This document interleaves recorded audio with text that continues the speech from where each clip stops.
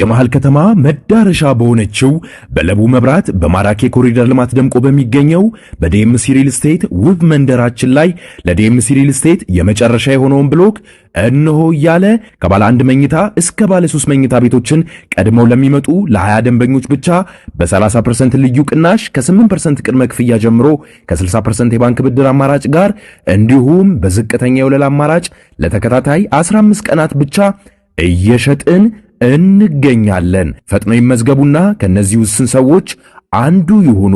ለመመዝገብ በ0902888831 ላይ ይደውሉ። ዲኤምሲ ሪል ስቴት።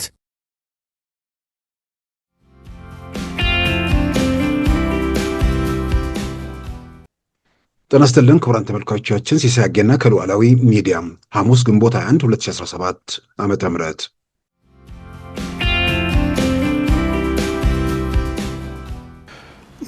በአጠቃላይ ስንመለከተው በሀገሪቷ ውስጥ እንግዲህ በሀገራችን በኢትዮጵያ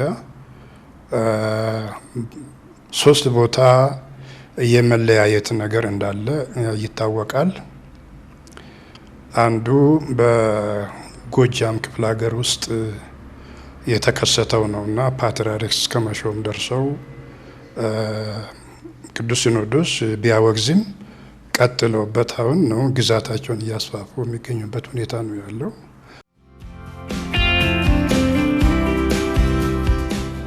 አባቶቻችን የአገልጋዮችን ተልዕኮ የሚያደናቅፍ ያልተገባና መሰረት የሌለው መግለጫ የሚያሰራጩ አካላት እንዲታረሙ ቅዱስ ሲኖዶስ በአጽንኦት ለአንዴና ለመጨረሻ ጊዜ በጥብቅ ያሳስባል።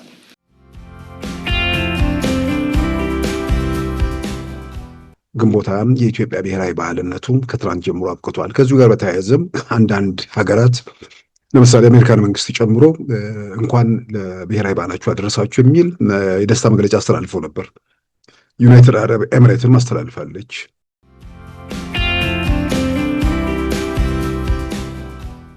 ጆሃር መንግስት እንዲነጋገር ግፊት ያድርጉ የሚለውን እዛ የማየው አላይም አልሰማም ብሎ በአንድ አቅጣጫ ላለው ሰው ሊጠቅም ይችላል፣ ግን ለመፍትሄ አያግዝም።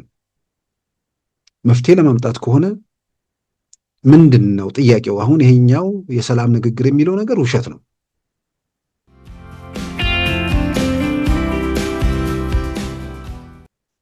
የሆነ ነገር እየተሻገርን ከሰፈር ከመንደር ከኛና እነሱ ፖለቲካ ወጥተን እኛ የሚለውን ነገር ለማስተሳሰር ጥረት በሚደረግበት ሰዓት ትላንት ላይ የቆሙ መንደራቸው ላይ የሚርመጠመጡ ሰዎችን የሆነ ክልልና ሀገር ሰጥተ መልሶ መንገጫገጭና በአፍጢም መደፋት ነው የሚመጣው። ሌላ ምን የሚመጣ ነገር አለ?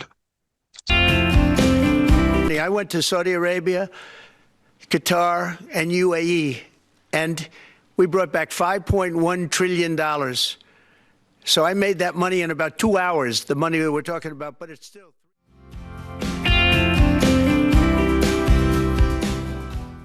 በዛሬ ፕሮግራማችን በእነዚህና በሌሎች ወቅታዊ ጉዳዮች ላይ ትኩረት አድርገናል። አሁን ወደ ዕለቱ ዜናም እናመራለን።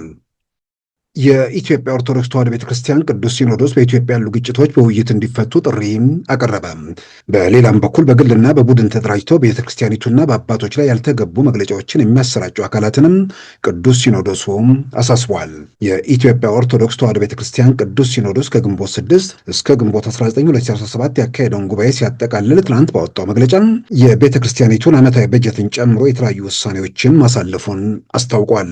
የቤተክርስቲያኒቱን ሕንፃና መሬት ጨምሮ ንብረት በማስያዝ ብድር እንዳይወሰድ ክልከላ ያሳለፈ ሲሆን ተጠርጣሪ በሆኑ ግለሰቦች ላይ ማጣራት እንዲካሄድና ተጠያቂነት እንዲረጋገጥም ቅዱስ ሲኖዶሱ ወስነዋል። የአዲስ አበባ ከተማ አስተዳደር የቤተክርስቲያኒቱን ቦታዎች ወደ አንድ ስፍራ በማሰባሰብ እንዲሁም በራሱ አንድ ሕንፃ ገንብቶ በማስረከቡም ቅዱስ ሲኖዶሱ ምስጋና ማቅረቡ ተመልክቷል። የቅዱስ ሲኖዶስ ዋና ጸሐፊ እንዲሁም የጠቅላይ ቤተ ክህነት ዋና ስራ አስኪያጅ የነበሩትና ለ3 ዓመታት በዚሁ ኃላፊነት ባገለገሉት በብፁዕ አቡነ ጴጥሮስና በብፁዕ አቡነ አብርሃም ምትክ ብፁዕ አቡነ ዲዮስቆሮስና ብፁዕ አቡነ ሳዊሮስ ለቀጣዮቹ 3 ዓመታት መመረጣቸውንም የቅዱስ ሲኖዶሱ መግለጫ አመልክቷል። የኢትዮጵያ ኦርቶዶክስ ተዋሕዶ ቤተ ክርስቲያን ቅዱስ ሲኖዶስ በቤተ ክርስቲያኒቱ በአባቶችና በቅዱስ ሲኖዶሱ ላይ የተዛባ መልእክትና መግለጫዎችን የሚያወጡ አካላት ላይ የሚከተለውን ማሳሰቢያም ሰጥቷል። በሀገር ውስጥ እና በውጭ ሀገር የሚኖሩ በግልና በቡድን ተደራጅተው ማህበራዊ ሚዲያዎችን በመክፈት ከሃይማኖት ስነ ምግባር በወጣ መልኩ የቤተ ክርስቲያናችንን ልዕልና የቅዱስ ሲኖዶስን ክብር የሚጋፋ የአባቶቻችንና የአገልጋዮችን ተልዕኮ የሚያደናቅፍ ያልተገባና መሰረት የሌለው መግለጫ የሚያሰራጩ አካላት እንዲታረሙ ቅዱስ ሲኖዶስ በአጽንኦት ለአንዴና ለመጨረሻ ጊዜ በጥብቅ ያሳስባል። የኢትዮጵያ ኦርቶዶክስ ተዋሕዶ ቤተ ክርስቲያን ቅዱስ ሲኖዶስ ዋና ጸሐፊ በመሆን በተመረጡት በብፁዕ አቡነ ዲዮስቆሮስ በተነበበው በሲኖዶሱ መግለጫ የሀገርን ሰላምን በተመለከተም ቅዱስ ሲኖዶሱ ጥሪውን አቅርቧል።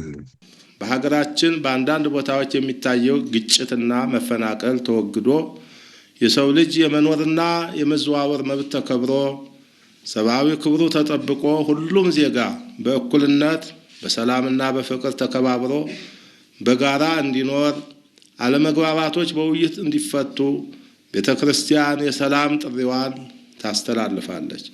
ግጭት፣ ጥላቻና ደም ማፍሰስ አካል ከማጉደልና ንብረት ከማጥፋት በቀር የሚያመጡት ክብርና ዘላቂ ሰላም ስለሌለ ልጆቻችን ችግሮችን በሰላማዊ መንገድ እንዲፈቱ ቅዱስ ሲኖዶስ ደጋግሞ ጥሪውን በማቅረብ በመላው ዓለም ጦርነት ባለባቸው ሀገራት ሁሉ ሰላምና እርቅ እንዲሰፍን በመጸለይ ቅዱስ ሲኖዶስ ግንቦት 20 ቀን 2017 ዓመተ ምህረት ዓመታዊ ጉባኤውን በጸሎት አጠናቋል።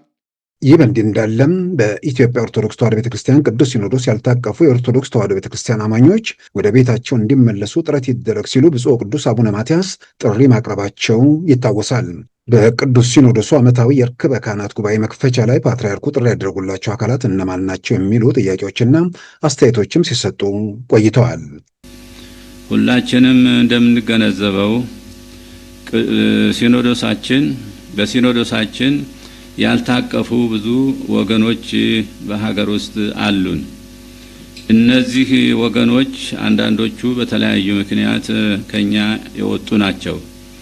ይሁን እንጂ የሄዱት ወደ ቤታቸው እንዲመለሱ፣ ሌሎችም ወደ መንጋቸው እንዲቀላቀሉ በርትቶ መስራት የዚህ ጉባኤ ተቀዳሚ ተልእኮ ነው። ብፁዕ ወቅዱስ አቡነ ማትያስ ጥሪ ካደረጉላቸው ውስጥ በትግራይ የሚገኙ አባቶች ተጠቃሽ መሆናቸው ያላጠራጠረ ቢሆንም ሌሎቹስ እነማን ናቸው የሚለው ጥያቄ በጥያቄነት ቀጥሏል። ሉዓላዊ ሚዲያ በዚህ ጉዳይ ላይ ጥሪ የተደረገላቸው እነማን ናቸው በሚል ጥያቄ ያቀረበላቸው የቅዱስ ሲኖዶስ አባል ከትግራይ ውጭ ጥሪ የቀረበላቸው በኦሮሚያ ክልልና በአማራ ክልል ጎጃም ውስጥ የሚገኙ አባቶች መሆናቸውን ገልጸዋል። የኢትዮጵያ ኦርቶዶክስ ተዋሕዶ ቤተክርስቲያን ቅዱስ ሲኖዶስ አባልና የኢሉባቡር ሀገረ ስብከት ሊቀ ጳጳስ እንዲሁም የመቱ ፈለገ ሕይወት መንፈሳዊ ኮሌጅ የበላይ ኃላፊ ብፁዕ ዶክተር አቡነ ኤዎስጣቴዎስ ለሉዓላዊ ሚዲያ ጥሪው ስለተደረገላቸው አካላት ሲዘረዝሩ ፓትርያርክ ብፁዕ አቡነ ማትያስ የቅዱስ ሲኖዶሱ ስብሰባ በተከፈተበት ወቅት ባደረጉት ንግግር ሲኖዶስ ቤተክርስቲያናችን በመላው ዓለም አለች፣ በየቦታው አለች፣ ግን ሀገር ውስጥ አንዳንድ ቦታዎች ወደኛ ያልገቡ አሉ የሚል ነገር አንስተዋል። ያው አንዱ ትግራይ ያለው እንደሆነ ነው የምንረዳው። ከእናንተ ጋር ያን የወጡ ሰዎች ያልተመለሱ አሁንም በዛ ሂደት ውስጥ ያሉ ሰዎች አሉ ወይስ ሌላ ከዚህ ውጭ ሆነ አካል አለ ማለት ነው? በአጠቃላይ ስንመለከተው በሀገሪቷ ውስጥ እንግዲህ በሀገራችን በኢትዮጵያ 3 ቦታ የመለያየት ነገር እንዳለ ይታወቃል። አንዱ በጎጃም ክፍለ ሀገር ውስጥ የተከሰተው ነውና ፓትርያርክ እስከ መሾም ደርሰው ቅዱስ ሲኖዶስ ቢያወግዝም ቀጥለውበት አሁን ነው ግዛታቸውን እያስፋፉ የሚገኙበት ሁኔታ ነው ያለው። ቅባት እምነት ተከታዮች ናቸው ነው የሚሏቸው። እነሱም ቀጥለውበታል ማለት ነው እና አንዱ ይሄ ነው። ሌላኛው በእኛ በኩል የተከሰተው ችግር ሆኖ እርቀ ሰላሙ ከተፈጸመ በኋላ እንግዲህ የሃይማኖት ጉዳይ አንዳንድ ጊዜ በሃይማኖት ይሞቱበታል እንጂ የሚባል ነገር አለና ሹመት አንድ ጊዜ ብቻ ነው የሚደረገው እንጂ አይደገም የሚል አለ። በእርግጥ እኛ የፈጸምነው ሹመት በቅዱስ ሲኖዶስ ወስኖ ሳይሆን ግብታዊ በሆነ ሰብረን ነው የገባ ነው ማለት ጥያቄው ስላልተመለሰ ወይም በመታፈኑ ማለት ነውና መልስ ስለጠፋ በዚህ ምክንያት ከሕግ ውጪ ከቅዱስ ሲኖዶስ ውጪ ውሳኔ ውጪ የተደረገ ነው። የሆነ ሆኖ በእርቀ ሰላም በመታረቅ ያለቀ ነገር ቢሆንም አንዳንድ ሰዎች እኛ በቃ አንድ ጊዜ ተሾመናልና ወደ ኋላ እንመለስም ብለው ከኛም መካከል እኛም ከሾምናቸው መካከል የተወሰኑ ሰዎች አሉ። አሁን መንደር ውስጥ ዝም ብሎ የተቀመጡ አሉ፣ የተወሰኑ ቁጥሮች ማለት ነውና ይሄ መንጠባጠብ የሚለውን ቃል ለመናገር የቻልኩት በዚህ ምክንያት ነው እና እነሱንም እንግዲህ በተቻለ መጠን እኔ እንደ አንድ ቅዱስ ሲኖዶስ አባል ይህ ሊደረግ አይገባም። እርቀ ሰላም ከወረደው ሁሉም ታርቆ ሲኖዶስ ያዘዘውንም መንግስት ያዘዘውንም ሁሉንም ተቀብለን እነዚህ ወደ መንደር ውስጥ የገቡትም ሰዎች እሺ ብለው ተቀብለው ከህዝብ ጋር መቀላቀል አለባቸው። ብፁዕ ዶክተር አቡነ ኤዎስጣቴዎስ በጉዳዩ ላይ በሰጡት ተጨማሪ ማብራሪያም በትግራይና በኦሮሚያ ክልል ያለውን ለመፍታት ጥረቶች መቀጠላቸውን ገልጸዋል። በጎጃም ያለው ሁኔታ ግን ከእምነት አንጻር ጥያቄ የተነሳበት በመሆኑ ጥረቶቹ ከዚህ አንጻር እየተካሄዱ መሆናቸውንም አመልክተዋል። ብፁዕ አቡነ ኤዎስጣቴዎስ ከሌሎች 2 ሊቃነ ጳጳሳት ጋር በመሆን ከ2 ዓመታት በፊት ስለሾሟቸውና በኋላም ስለተሻሩት መነኮሳት ጉዳይና በወቅቱ በቤተ ክርስቲያኒቱ ውስጥ በነበረው ውዝግብ ዙሪያ ጥያቄ ያነሳንባቸው ሲሆን በምርጫ 1997 ከተፈጸመው ግድያ ጋር ተያይዞ የአጣሪ ኮሚሽን አባል በነበሩበት ወቅት በወሰዱት አቋም የገጠማቸውን ሁኔታዎች እንዲሁም በውጭ ሀገር በነበሩበት ወቅት ሀገር ለመመስረት የሚፈልጉ አካላት ፓትርያርክ ሊያደርጓቸው ያደረጉትን ጥረት ጨምሮ በዝርዝር ጉዳዮች ላይ ከሉዓላዊ ሚዲያ ጋር ቆይታ አድርገዋል። የአሜሪካ መንግስት በመላው ዓለም የተማሪ ቪዛ አመልካቾች ጥያቄ መቀበል እንዲቆም ትዕዛዝ ሰጠ። ሲኤንኤን የውስጥ መረጃዎችን ዋቢ አድርጎ ባቀረበው ዘገባ እንዳመለከተው በመላው ዓለም የሚገኙ የአሜሪካ ኤምባሲዎች የተማሪ ቪዛ ማመልከቻዎችን እንዳይቀበሉ ትዕዛዝ ተሰጥቷል። በአሜሪካ የውጭ ጉዳይ ሚኒስትር ማርኮ ሩቢዮ መፈረሙ የተገለጸውና ማክሰኞ ዕለት የወጣው ትዕዛዝ ሙሉ በሙሉ የተማሪ ቪዛ ማመልከቻዎችን በዘላቂነት በመከልከል ላይ ያተኮረ ሳይሆን ማህበራዊ ሚዲያን መሰረት ያደረጉ ማጣራቶችን የጨመረ አሰራር ለመከተል ያለመ መሆኑንም ከዘገባው መረዳት ተችሏል። በአሜሪካ የውጭ ጉዳይ ሚኒስትር ፊርማ የተጣለው እገዳና የማጣሪያ መንገዱ ቪዛ የማግኘቱን ሂደት ሊያዘገየውና በዚህም በቀጣዩ ዓመት ትምህርት ዘመን ላይ ተጽዕኖ ሊያደርግ እንደሚችል ባለሙያዎቹን ዋቢ በማድረግ ሲኤንኤን በዘገባው አመልክቷል። ቀጣዩ የትምህርት ዘመን በመጪው ነሐሴ ወር ስለሚጀምር የቪዛ መስጠቱ ሂደት ከዘገየም በአንዳንድ የአሜሪካ ዩኒቨርሲቲዎች ላይ ከፍተኛ ተጽዕኖ ሊያደርግ ይችላል ተብሏል። በውጭ ሀገር ተማሪዎች ክፍያ ላይ ጥገኛ የሆኑ ዩኒቨርሲቲዎች መኖራቸውም ተመልክቷል። በአሜሪካ ከ1.1 ሚሊዮን በላይ የውጭ ሀገር ተወላጆች በአሜሪካ ዩኒቨርሲቲዎች በመማር ላይ መሆናቸውም ተገልጿል። ይህ በእንዲህ እንዳለም የአሜሪካው ፕሬዝዳንት ዶናልድ ትራምፕ በሰዓታት ውስጥ $5 ትሪሊዮን በላይ ለአሜሪካ ማስገኘታቸውን ገለጹ። ወደ መካከለኛው ምስራቅ ያደረግኩት ጉዞ ስኬታማ ነበር ያሉት ዶናልድ ትራምፕ ከሳውዲ አረቢያ፣ ኳታር እና ዩናይትድ አረብ ኤምሬት $5.1 ትሪሊዮን ማግኘታቸውን ገልጸው ይህ ሁሉ የተከወነው 2 ሰዓታት ባልሞላ ጊዜ ውስጥ መሆኑንም አመልክተዋል። I went to Saudi Arabia, Qatar and UAE and we brought back $5.1 trillion. So I made that money in about 2 hours, the money we were talking about, but it's still ከተዘረዘሩት ሀገራት ጋር የመሳሪያ ሽያጭና የኢንቨስትመንት ስምምነት ማድረጋቸው አስቀድሞ መዘገቡ ይታወሳል።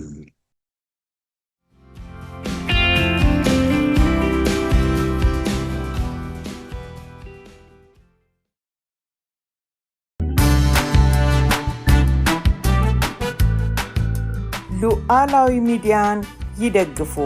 ስራዎቻችንን ለብዙ እንድናደርስ ሰብስክራይብ፣ ሼር፣ ላይክ በማድረግ ሉዓላዊ ሚዲያን ያጠናክሩ።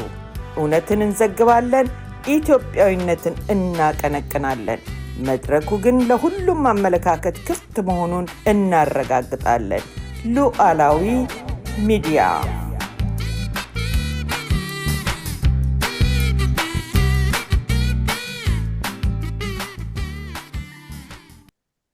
በትናንትናው ዕለት ግንቦት 20 2017 ለመጀመሪያ ጊዜ ካለፉት 34 ዓመታት ወዲህ ግንቦት 20 ያልተከበረበት ወይ ደግሞ ግንቦት 20 ከብሔራዊ በዓልነት የተሰረዘበት ቀን ነው። ምናልባትም በዓሉን በሚከበርበት ወቅት ሰዎች ስራ የመሄድ ያለመሄድ ጉዳይ ካልሆነ በስተቀር በአብዛኛው በአንዳንዴም ቲፒኤልኤፎች ራሳቸው ስልጣን ላይ በነበሩበትም ጊዜም ያን ያህል ትርጉም ተሰጥቶት እንትን የሚልበት ነገር አይደለም። አንዳንዴ የሆነ ሙቀት የሆነው ደግሞ ግርግር የሆነ ደግሞ ወይ ደግሞ ህልውናቸው ላይ ጥያቄ የሚነሳበት እንደዚህ አይነት ነገር ሲኖር የዛን ጊዜ ጠበቅ ያደርጉታል። ከዛ ውጭ ግን በቋሚነት የምናየው ነገር በዋዜማው ያው ማስፈራራት የሚለው በትክክል የሚገልጸው ይመስለኛል። በ17 ዓመት ትግል በዚህ ወጥተን በዚህ ወርደን ይሄን ፈጽመን ያን አድርገን የሚል ሁሌ በኢትዮጵያ ቴሌቪዥን በቋሚነት የሚተላለፉ ነገሮች አሉ። አትሞክሩን፣ አትችሉንም የሚል በዋናነት መልእክት ለማስተላለፍ የሚቀርቡ ቪዲዮዎች የጦር ሜዳ ውሎዎች ነበሩ። እነዛ ቋሚዎች ነበሩ። ግንቦት በመጣ ቁጥር ያንን በቋሚነት መስማት የናሞራውን ታሪክ የናሞራውን ገድል ሁልጊዜም ማለብነብ የተለመደ ነገር ነው። በነገራችን ላይ አሞራው በዛ በቲፒኤልኤፍ ትግል ውስጥ አልፎ በራሱ በአቋሙ በሚያምንበት ነገር ላይ ያን ነገር ላደረገው ነገር እኔም በግሌ ክብር አለኝ። በቃ አንድ ሰው አመነበት የሆነ ነገር በመንግስት ቁጥጥር ስር ዋለ። ከዛ በኋላ የሚያምንበትን ላለመለወጥ ከሰው ከነ አቋሙ ከነ እምነቱ ከሚሄድበት መስመር ጋር እስከ መጨረሻው እንትን ለማለት መሞከሩ የሚያስከብር ነገር ነው። ግን የቲፒኤልኤፍን ገደል የቲፒኤልኤፍን ጀግንነት የቲፒኤልኤፍን እንትን ለማሳየት ሌሎቻችሁ አርፋችሁ ተቀመጡ የሚል አይነት መልእክት ነበር በቋሚነት ሲተላለፍ የነበረው። ያ ግንቦት በመጣ ቁጥር የምናስታውሳቸው ነገሮች ላለፉት 7 ዓመታት ያው አርካይቭ ውስጥ ገብተዋል። በሌላም በኩል ደግሞ በይፋ በህግ ግንቦት የኢትዮጵያ ብሔራዊ በዓልነቱ ከትናንት ጀምሮ አብቅቷል። ከዚሁ ጋር በተያያዘም አንዳንድ ሀገራት ለምሳሌ አሜሪካን መንግስት ጨምሮ እንኳን ለብሔራዊ በዓላችሁ አደረሳችሁ የሚል የደስታ መግለጫ አስተላልፈው ነበር። ዩናይትድ አረብ ኤምሬትን ማስተላልፋለች። ምናልባት እንግዲህ ስለ ውጭ ጉዳይ ወይ ደግሞ በዲፕሎማቲክ ሂደት ውስጥ የሚያልፉ የሚያውቁት ሰዎች የሚናገሩት ነገር የአሜሪካው የውጭ ጉዳይ ሚኒስትር ማርኮ ሩቢዮ ኢትዮጵያ ውስጥ ለአንድ በዓል ይከበር አይከበር ትዝም አይላቸው። የዩናይትድ አረብ ኤምሬቱ የውጭ ጉዳይ ሚኒስትር ኢትዮጵያ ውስጥ በዓል ይኑር አይኑር ትዝም አይላቸው። የውጭ ጉዳይ ውስጥ በየጊዜው የየሀገራት ብሔራዊ በዓልን የተመለከቱ ነገሮች አሉ። እነዛ ቀናት ሲደርሱ በውጭ ጉዳይ ሚኒስትሩ ስም የሚወጡ የደስታ መግለጫዎች አሉ። የኢትዮጵያ መሰረዙን ባለማወቅ የአሜሪካ ውጭ ጉዳይ ሚኒስቴር መግለጫ ወጥቷል። ዩናይትድ አረብ ኤምሬት መግለጫ ወጥታለች። በተለይ ቲፒኤልኤፎች አካባቢ የዩናይትድ አረብ ኤምሬት ስለቀጠለ ወይ ደግሞ በኋላ ምናልባት አሁን አንስተውት ከሆነ አላውቅም፣ የአሜሪካ ውጭ ጉዳይ ሚኒስቴር አንስቶታል የወጣውን የደስታ መግለጫ። ስለዚህ አንድ ቀን አንድ ሀገር ብሔራዊ በዓል የሚከበር ከሆነ ብሔራዊ በዓል ብሔራዊ ቀን የሚባለውን ነገር እሱን መሰረት አድርገው የደስታ መግለጫ ያስተላልፋሉ። ያ የውጭ ጉዳይ ሚኒስቴር ውስጥ ያለ ሰው ዓመቱን ጠብቆ የሚያደርገው ነገር ነው። ማርኮ ሩቢዮ ኢትዮጵያ ውስጥ በዓል መከበሩ ትዝ አይላቸው። ምናልባት በምልክት ደረጃ የሚቀመጡ ነገሮችም አሉ። በመንግስታቱ ወይ ደግሞ በሀገራቱ መካከል ያሉ ግንኙነቶችን ታሳቢ ያደረጉ በግንኙነቶቹ ላይ ለውጦች ካሉ በመልእክቱ ላይም ለውጦች ይኖራሉ። ከዛ ውጭ ግን ብሔራዊ በዓላት በሚቃረኑ መንግስታት ሁሉ በዛ መልክ የሚገልጹበት ሁኔታ ነበር። ስለዚህ የአሜሪካ ውጭ ጉዳይ ሚኒስቴር ዝም ብሎ ከመሳቢያ ውስጥ አወጡና በዓል ብለው እንትን አሉ። ኢትዮጵያ መሰረዟን አላወቁም። መጨረሻ ላይ መሰረዙ ሲገባቸው ከእንትናቸው ላይ ከድረገጹ ላይ ተነስቷል። ዩናይትድ አረብ ኤሚሬትን በተመሳሳይ ነገር አድርጋለች። ግን ዩናይትድ አረብ ኤሚሬት የኢትዮጵያ መንግስት ቢሰርዘውም እሷ ግን ያ ቀን ለኢትዮጵያ ያደረገውን ውለታ ግምት ውስጥ በማስገባት ደስታዋን ላከች። እኔ እንዲህ አይነት ብዙ ከግንቦት ጋር ተያይዞ ብዙ የሚገርም ነገር ነው ያየሁት። ግንቦት አምና በአዋጅ ሲሰረዝ ምናልባት በዚህ ዓመት መጀመሪያ ነው፣ በአምና አካባቢ በአዋጅ ነው ይሄ ነገር። ኢትዮጵያ ውስጥ ያሉ በዓላት ምንድን ናቸው? ብሔራዊ በዓላት ምንድን ናቸው? ሃይማኖታዊ በዓላት የትኞቹ በስራ የማይኖርባቸው የትኞቹ ደግሞ ታስበው የሚውሉ ተብሎ 4 ብሔራዊ በዓላት፣ 8 ሃይማኖታዊ በዓላት በኢትዮጵያ በ12 ቀናት በዓመት ውስጥ ስራ የማይኖርባቸው፣ ሌሎች ደግሞ 3 በዓላት የሰማዕታቱን የካቲት 12ን ጨምሮ የብሔር ብሔረሰቦችን ቀን አክሎ 3 በዓላት ደግሞ ይታሰባሉ፣ ግን ስራ ይኖርባቸዋል ተብሎ ግንቦት ሃያ ከብሔራዊ በዓላት ዝርዝር ውስጥ ወጥቷል። የቲፒኤልኤፍን ሰዎችና ደጋፊዎቻቸው ያኔ የት እንደነበሩ በግል አይገባኝም። ትላንት ሰው ስራ ሲሄድ ምናምን ወይ ደግሞ ስራ ለምን ሄደን ወይ ደግሞ ስራ መኖሩ የቆጫቸው ሰዎች ይመስላሉና ትንሽ ጫጫታው በረከተ። በዓል ምንድነው ግንቦት ሃያ እንደዚህ ውለታ ውሎ ምናምን ግንቦት ሃያ እውነት ለመናገር በተወሰነ ደረጃ በህይወት ያለ ቡድን በህይወት ኖሮም ጉዳት እያደረሰ ሲሆን አንዳንዴ እንዳይረሳው፣ አንዳንዶቹም ደግሞ ጨፍነው ወይ ደግሞ በሆነ መንገድ ደንዝዘው ትላንትን ለመርሳት ሲሞክሩ ማስታወስ ያስፈልጋል። ነገር ግን ቲፒኤልኤፍ የሚባለው ዛሬ በህይወት በሙሉ ቁመና ላይ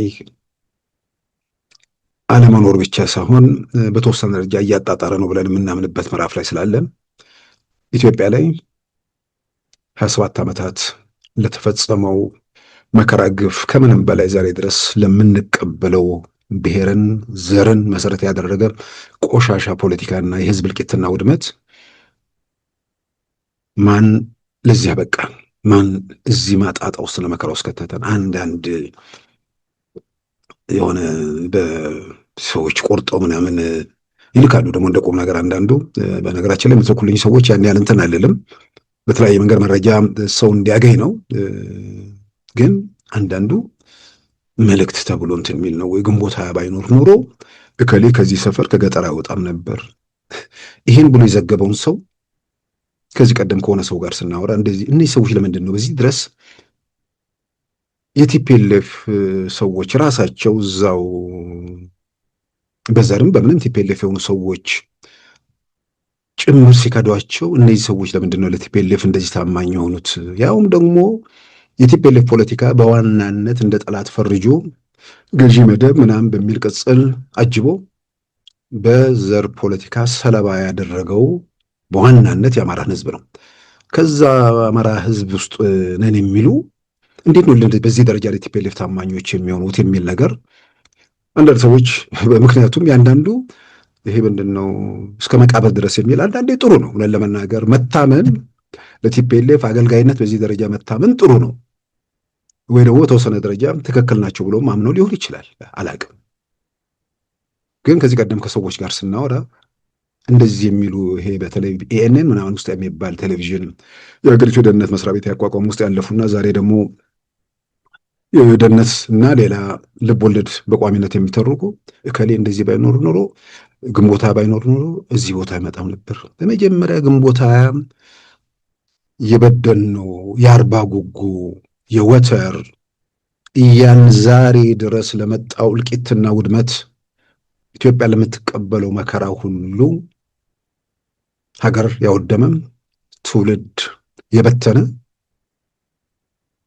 መሆኑ እንደተጠበቀ ሆኖ ከሰዎች ጋር ከዚህ ቀደም ስናው እንዴት ነው ታማኝ የሚሆነው ሲባል ልጆቹ ከገጠር መጥተው ከተማ ውስጥ የገቡት በኢህአዴግ ጊዜ ስለሆነ በቃ ኢህአዴግ ባይመጣ ገጠር ከተማ እናይም ብለው ያምኑ ነበር።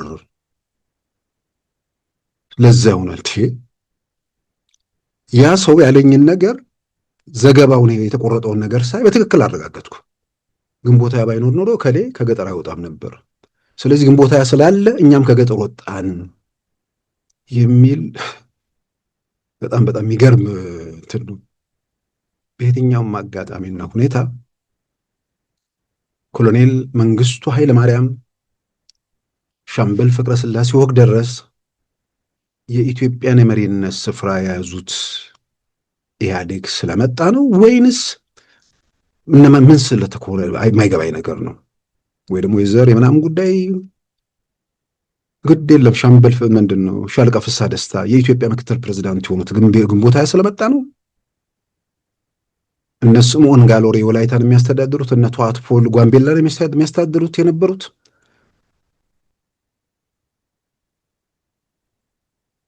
በንጉሱ ጊዜ እነ ፊት አውራሪ መኮንን ዶሪ ከጂንካ ጠረፍ መጥተው የኢትዮጵያ ብሔራዊ ቲያትር ስራ አስኪያጅ የነበሩት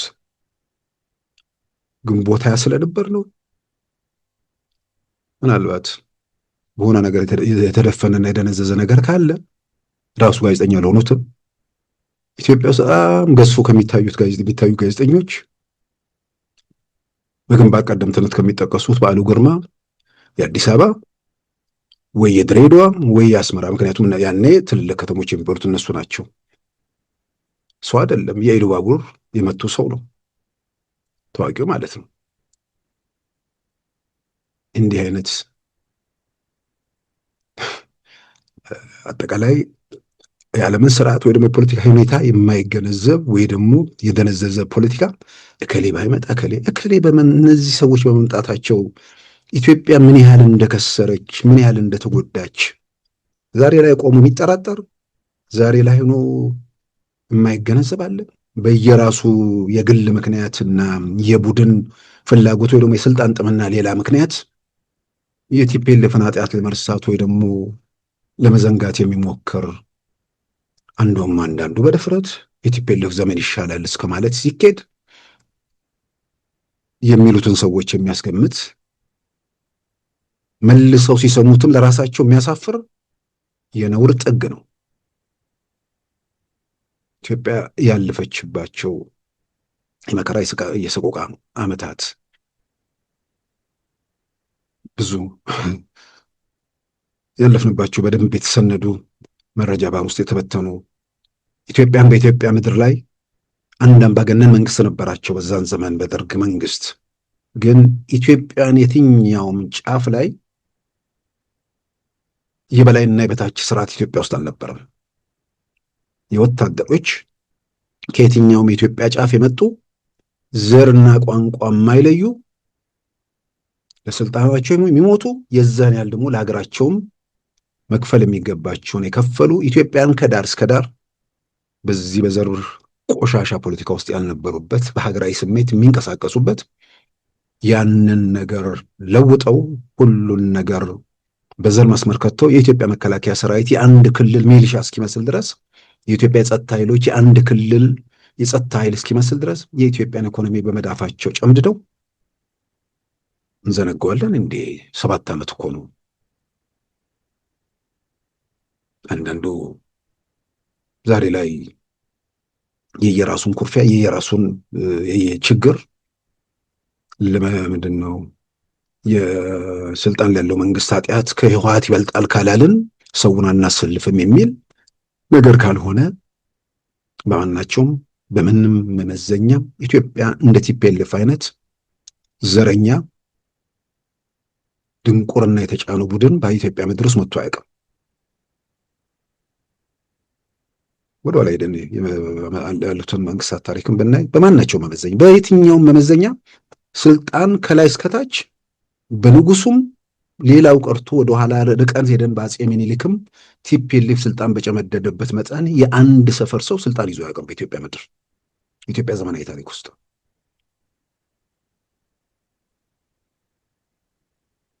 ሰባት ዓመት በፊት ነገር የነበረውን ነገር ሰው ይረሳል፣ ይዘነጋዋል።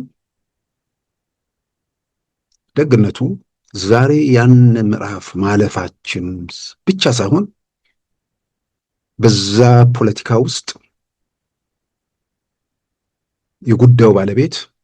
የጉዳዩ ባለቤት ያልሆነው አካል በስሙ የሚነገድበት ጥቂት የተደራጁ ጥቂት ሌቦች፣ ጥቂት ቀማኞች መርከብ ጭምር የሚሰርቁ የነሱ ኃጢአት፣ የነሱ ወንጀል፣ የነሱ በደል በተገለጸ ቁጥር የትግራይ ህዝብ ላይ ተጣብቀው ሊያጠፉ ነው፣ ይህን ሊያደርጉ ነው ሲል የነበሩ ቡድኖች ዛሬ ከምንም ከየትኛውም አካባቢ ባልተናነሰ በእርግጠኝነት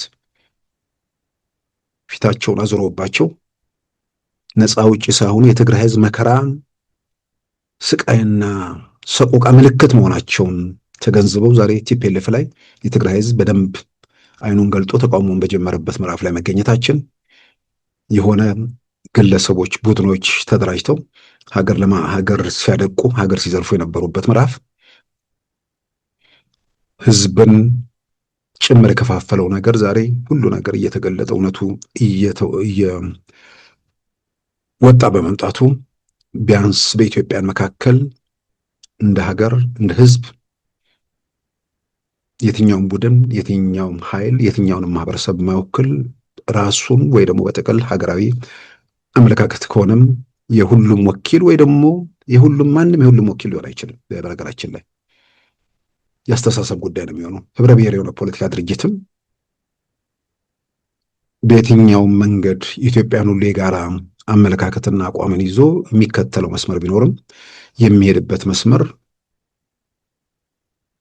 ወይ ብዙሃኑን መሰረት ሊያደርግ ይችላል፣ ወይ ደግሞ ባለሀብቶቹ ላይ መሰረት ሊያደርጋቸው፣ ወይ ደግሞ የተለያዩ የሚከተላቸው መስመሮችን መሰረት አድርጎ ሌላው ቀርቶ በአስተዳደር መዋቅሮች ላይ ህገ መንግስቱን ጭምር መሰረት ተደርገው በሚካሄዱ ነገሮች ላይ የማይስማማቸው የማይጥማቸው ሀገር የሚድነው ትውልድ የሚቀጥለው በዚህ ነው ብለው የሚያምኑ ከዛኛው ቡድን ጋር የማይስማሙ ወገኖች ይኖራሉ። ስለዚህ የትኛውም ቡድን ትልቁ ነገር እንደ አንድ ሀገር ውስጥ እስካለ ድረስ የዚያ ሀገር ሁሉ ተወካይ መሆኑን የማረጋገጡ ስራ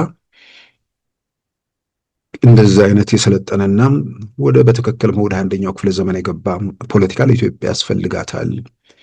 ዛሬም እዛው ቦታ ላይ ቆሞ እንትን የሚለው ኢትዮጵያሌፍ ቡድን ምናልባት ይሄ አገልጋዩን ምናምን አይደለም፣ በተለያየ መንገድ ግንቦት ሃያ ምናምን የሚሉ ምናልባት ፍራሽ ያወረዱ ሰዎችም ሀዘን የተቀመጡትም ቆም ብለው ማየት ያለባቸው ማለትም የዚህ ዘረፋው፣ የቅሚያው፣ የሌብነቱ፣ የወንብድናው ተባባሪ ያልሆኑ ነገር ግን ደግሞ የተወሰነ ነገር ትግሉ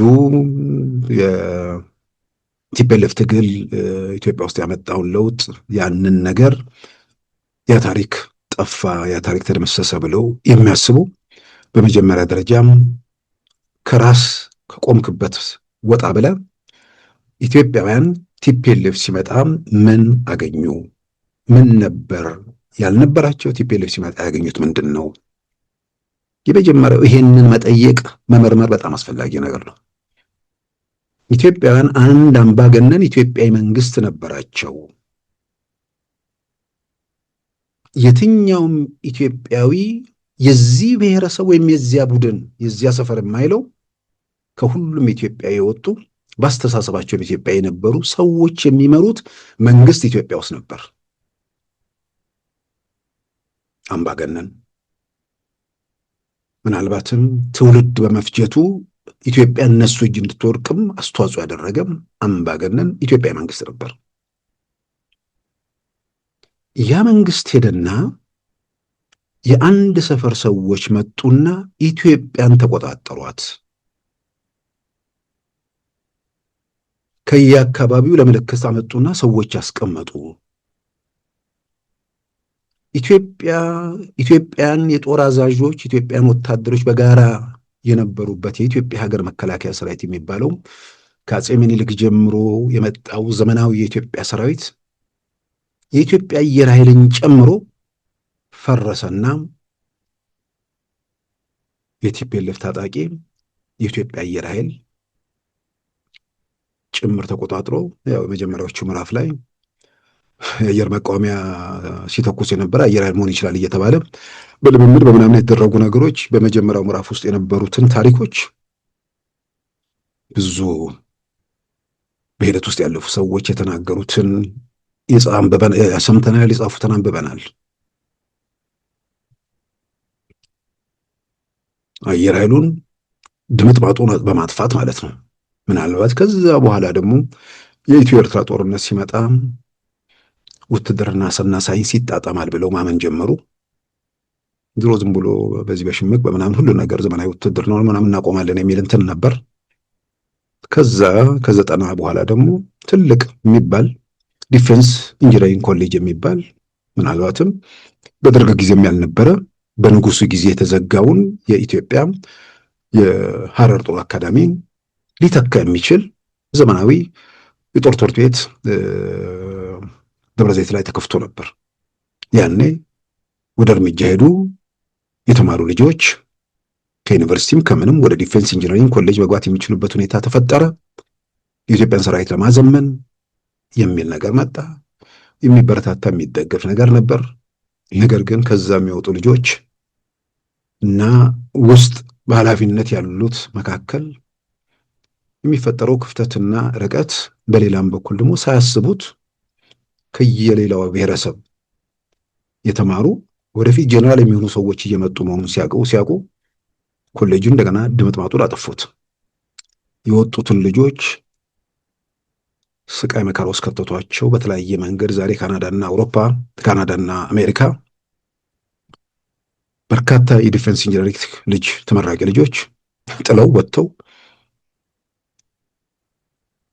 የተወሰነ መሰረት ስላላቸው ልጆቹ እንደውም ኢንጂነሪንግ ምናምን የተለያየ መስክ እየተማሩ ቢያንስ ራሳቸውን ይጠቅማሉ፣ ሀገር አስተዋጽኦ ማድረግ የሚችሉበትን እድል ዘጉት። በዛ መንገድ ከወጡት የበረራ ባለሙያዎች በአንድ ጊዜ ምክንያቱም መጣጣም አቃታቸው ለስልጠና የሄዱ አብራሪነት ጨርሰው ለተጨማሪ በሱት ዩኒፎርም በሚባለው ጀት ላይ ለስልጠና ሄዱ 8 አብራሪዎች 11 አካባቢ አብራሪዎች ውስጥ 2 ሲቀሩ 9ኙ ከዛው ወደ ቤላሩስ በሄዱበት በዛው ጠፉ። ከተመለሱት ውስጥ 2ቱ አንደኛው ምክንያቱ ባልታወቀ ሁኔታ ኢትዮጵያ ውስጥ ህይወቱ አለፈ። አንደኛዋ ደግሞ ሃይማኖት ትባላለች። የመጀመሪያ የጀት አብራሪ መሰለችኝ ኢትዮጵያ ውስጥ። በእነሱ መስፈርት ከተወሰደም የትግራይ ልጅ ነች። ግን ከነዚህ ሰዎች ጋር መሄድና መጣጣም አቅቷት እሷም ከሌሎች ጓደኞቿ ጋር ጊዜ ጠብቃ ደግሞ እሷም በኬንያ በኩል 3 አብራሪዎች ሆነው ወጡ። ኢትዮጵያን ዘመናዊ ሰራዊት ኢትዮጵያዊ ሰራዊት አፍርሰው የሆነ ሚሊሻ ያደራጁት ኃይል በኢትዮ ኤርትራ ጦርነት ወቅት የመጣውን ጣጣና አደጋ አይተው የቀድሞ ኢትዮጵያ ሰራዊት ሰዎችን ጠርተው ጀነራሎች ጭምር እነ ጀነራል ተስፋዬ ሀብተማርያም እነ ጀነራል በኃይሉ ክንዴ እነ ኮሎኔል ንጉሴ አዱኛ በኋላ ብርጋዴር ጀነራል የሆኑ በነገራችን ላይ እሳቸውን በተመለከተ እዛው ጦር ሜዳ ከመቱ በኋላ ነው ብርጋዴር ጀነራል ሰጧቸው የሚል ነገር ማይች ሰምቻለሁ። ግን የቀድሞ ኢትዮጵያ ሰራዊት አባላት ሄደው መስዋዕትነት ከፍለዋል በኢትዮ ኤርትራ ጦርነት። ያ በፉከራ በምናምን የበተኑትን ሰራዊት መጨረሻ ላይ ወደ መጥራት ነው ሄዱት። በዛ መልክ የተመለሰው ሰራዊትም ታክሎበት ጦርነቱ ምዕራፍ ከተዘጋ በኋላ ምንም እዛ ላይ ጥያቄ ውስጥ ማይገባ ነገር ነው። የኢትዮጵያ ሰራዊት የበላይነቱን አግኝቶ ምንድነው የአልጀርሱ ስምምነት ተፈርሟል። ስለዚህ የኢትዮጵያ ጦርነቱ ከተካሄደ በኋላ በጦርነቱ ሂደቱ ሲያዩትና የተገነዘቡለትን ነገር አንብበው ውትድርና ሳይንስ መሆኑ ተገልጦላቸው ዲፌንስ ኢንጂነሪንግ አቋቁመው ወጣት የተማሩ ልጆችን ማምጣት ጀምሮ መልሰው ዘግተውት አጫጭተውት ያን ያደረጉት ደግሞ ለረጅም ጊዜ መግዛት እንጂ ሀገርና ትውልድ እንዴት ይቀጥላል የሚለው ነገር ስለማያሳስባቸው የሚኖሩበት ሳይሆን የሚያድሩበት ሳይሆን የሚውሉበት ቤት አድርገው ኢትዮጵያን በዛ መልክ የመጡበት ሁኔታ ኢትዮጵያውያን ትላንት የነበሩ ያለፉበትን መንገድ የሚያውቁ ኢትዮጵያ መንግስት ነበራት፣ አምባገነን ገዳይ መንግስት። ገዳይ ዘረኞች መጡባትና ደግሞ እንደገና ተጫኑባት። ኢትዮጵያን በሀገራቸው የእኩልነት መብታቸውን የተነጠቁበት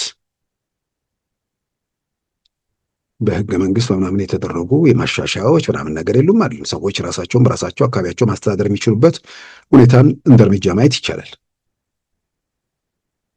ያንን ኢትዮጵያውያን በሚናገሩት ቋንቋ የተፈጠረውን ልዩነት እንደ ጌጥና ውበት ሳይሆን የልዩነት የጸብ የግጭት መነሻ ተደርጎ ከአርሲ አርባ ጎጉ ጀምሮ ስልጣን ለቀው እስኪሄዱ ከስልጣን ከለቀቁም በኋላ ኢትዮጵያን የሞት የመከራ የስቃይ የሰቆቃ ምድር ያደረጉ ሰዎችን ለምን ግንቦት ሃያ አልተከበረም የሚል ለምን የኢትዮጵያ መንግስት ግንቦት ሃያን ሰረዘ የሚል በዛ ደረጃ የሚያነሱ ሰዎች ካሉ የመጀመሪያው ከሰፈር ውጣና አጠቃላዩን ስዕል ሁለተኛም ከጥላቻ ከመውጣና ነገሮችን መርምር። ያ ነው። ከዛ በኋላ ኢትዮጵያውያን ምን ነበራቸው? ምን አጡ? ምን አልነበራቸውም? ምን አገኙ? ይህንን መዝኖ ከዛ በኋላ እውነትም የጎደለ ያጡት የከሰሩት ነገር ካለ ግንቦት የዚያ ምልክት ስለሆነ መከበር አለበት የሚል መከራከሪያ መቅረብ አለበት። ከምንም በላይ ከመስከረም 2 በላይ መከበርና ያለበት ነገር አለ እንዴ? ግን መስከረም 2 ኢትዮጵያ ውስጥ የጭሰኝነትን ምዕራፍ የዘጋ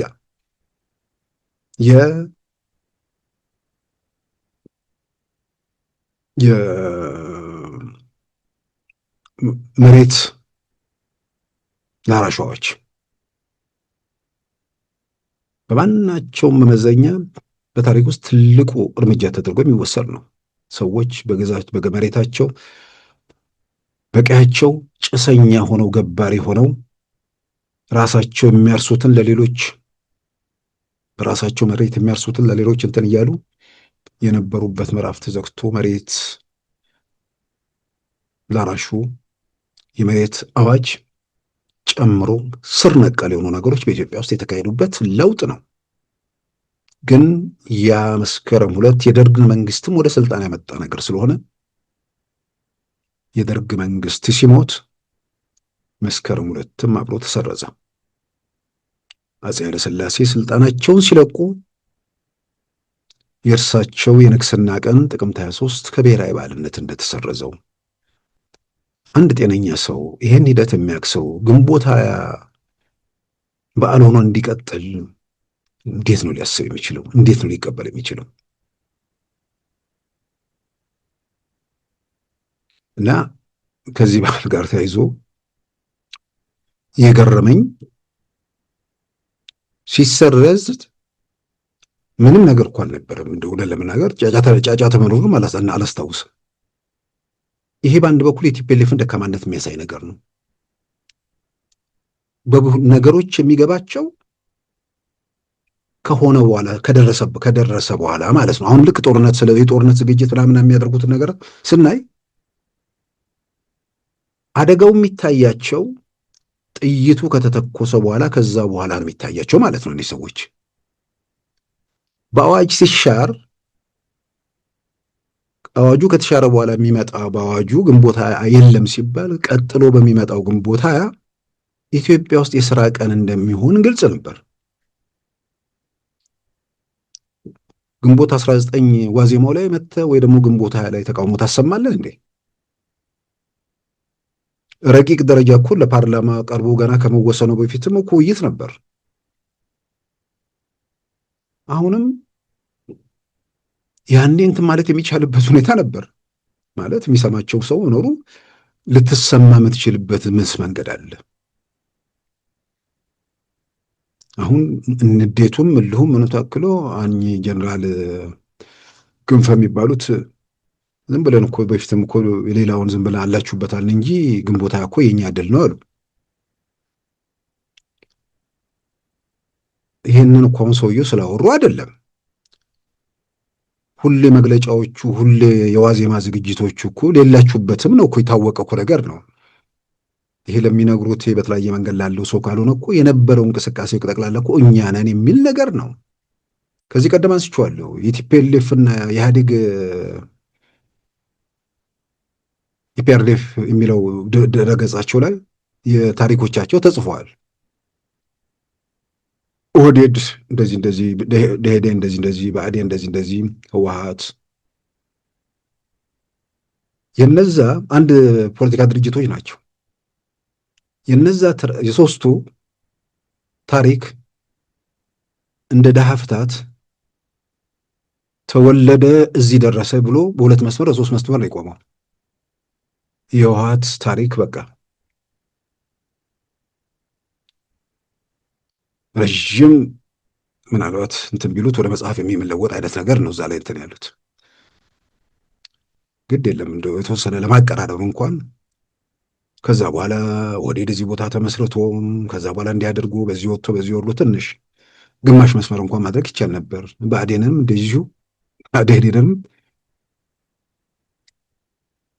እኩልነት የሚባል ወረቀት ላይና ቃላት ላይ ከቃላት አልፎ ወረቀት ላይ እንኳን በተግባር ያልተመነዘረበት ምናልባትም ዛሬ ላይ ቆመው በተለያየ መንገድ ይሄ ሁሉን ነገር ካጡ በኋላ ልማት አመተናል የሚል በቃ አንድ መጽናኛና መከራከሪያ እሷ ነበረችና ስለ ልማት የሚያውቅ ኢትዮጵያ ከቀዝቃዛው ጦርነት ማክተም በኋላ የጎረፈላትን ሀብት የሚያውቅ የሚረዳ ሰው በተለያየ መንገድ በነ ዩኤንዲፒ በኩል የተወጡ ጥናቶች ላይ እንደተመለከት ነው ወደ ኢትዮጵያ ከኢትዮጵያ የሚሸሸው ሀብትን ላየ ለመረመረ ሰው በተሰራው በሚታየው ነገር ሳይሆን በሚሰራው ነገር ሳይሆን የሚደነቀው ሳይሆን በሸሸው የሀገር ሀብት ሲቆጭ የነበረበት ምዕራፍ ነው። ዛሬ ላይ ግን ያንን መከራከሪያ የሚያቀርቡ የሚችሉበት ሁኔታ ያለ አይመስለኝም። 7 ዓመት ሀገር በእሳት እየነደደ በቢሊዮን የሚቆጠር በተለይም እነሱ ባመጡት ጦርነት ሀገር ወድሞ የኢኮኖሚው ላይ ትልቅ ስር ነቀል ተጽዕኖ አድርሶ በ7 ዓመት የሚታዩ የሚጨበጡ የሚዳሰሱ ስራዎችን ላይ የገመገመ ሰው የ27 ዓመቱ ኪሳራ የበለጠ ገዝፎ ይታየዋል።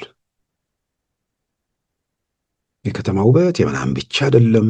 በእርሻው ላይ ስንዴ ኢምፖርት ያስደርጉ ነበር። ዛሬ እሱን ይካዳል። በቢሊየን ዶላር ወጪ አድርጋ ኢትዮጵያ ምርት መጨመር ተችሎ ኢትዮጵያ ስንዴ ለመግዛት የሌላትን ዶላር የምታወጣበት ምዕራፍ ከተዘጋ አጠቃላይ ኢትዮጵያ በነሱ የስልጣን ዘመን 27 ዓመት ቆይተው ኤክስፖርት የምታደርገው አጠቃላይ ሄዶ ተንገጫግጮ 2 ቢሊዮን ዶላር አካባቢ የነበረበት ምዕራፍ ተዘግቶ በቡና ብቻ ወደ 2 ቢሊዮን ዶላር ማግኘት የሚቻልበት ሁኔታ ሲፈጠር በኤክስፖርት በተለያዩ ምርቶች ኤክስፖርት ያው መሬት ላይ ያለ ሀገር ውስጥ ያለ እንትን ነው። በዚህ ውድመት በዚህ ሁሉ ቀውስ መሃል እነዚህ ስራዎች እነዚህ ተግባራት ሲከወኑ ጤነኛነት ቢሆን ኖሮ ዘረኝነት ያደነዘዘው ህሊና ባይሆን ኖሮ የት ነበርን? ምን ስናደርግ ነበር? ይህን ለማድረግ ምን ተሳነን? ለምን አቃተን? ሚለውን ጤነኛ ሰው ይጠይቃል። ግን በግልጽ መታወቅና መገለጽም ያለበት እውነታ የሰው ልጅ እንደ ህልሙና እንደ ምኞቱ ነው ሀገርን ይዞ ሊሄድ የሚችለው። ህልምህ መድረሻ ራዕይ ይሄ ህዝብ ካለበት ድህነት ወጥቶ በቀደመ ታሪኩ ልክ በዓለም ላይ በአካባቢውም በአፍሪካም በዓለም ላይ ሚናና የጎላ ተጽዕኖ እንዲኖረው ህብረተሰቡም ከድህነትና ከችግር እንዲወጣ ምንድን መደረግ አለበት? ኢትዮጵያ ህልም ያስፈልጋል። ግን አጼ ሚኒሊክ የአጼ ዮሐንስን ዘውድ ወስደዋል የሚል ቁጭት ያንን አስመልሻለሁ የሚል ነገር ውስጥ ከገባ እንደምትውልበት እንጂ እንደምታድርበት ቤት ስላልሆነ ስልጣን ላይ ለመቆየት ብቻ ስልጣን ከእጅ እንዳይወጣ በመፈለግ ላይ ብቻ ስለሚያተኩር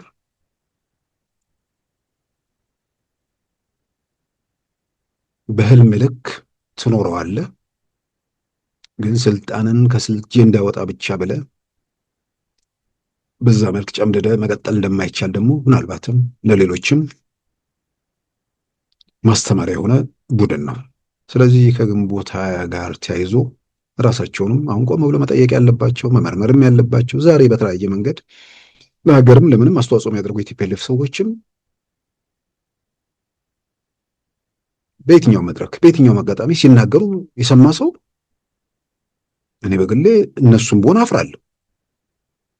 የኢትዮጵያ ከፍተኛ የጦር አዛዥ የኢትዮጵያ የተለያዩ ኃላፊነት ቦታዎች ላይ ተቀምጦ የኢትዮጵያ ወኪል ነኝ ብሎ ኖሮ የሚያወራው ዛሬም ስለ ትግራይ ብቻ ነው። የቲፒኤልኤፍ ሰው ሆኖ ስለ ኢትዮጵያ የሚያወራ ሰው ማግኘት ሆነ ለመናገር ብርቅ ነው።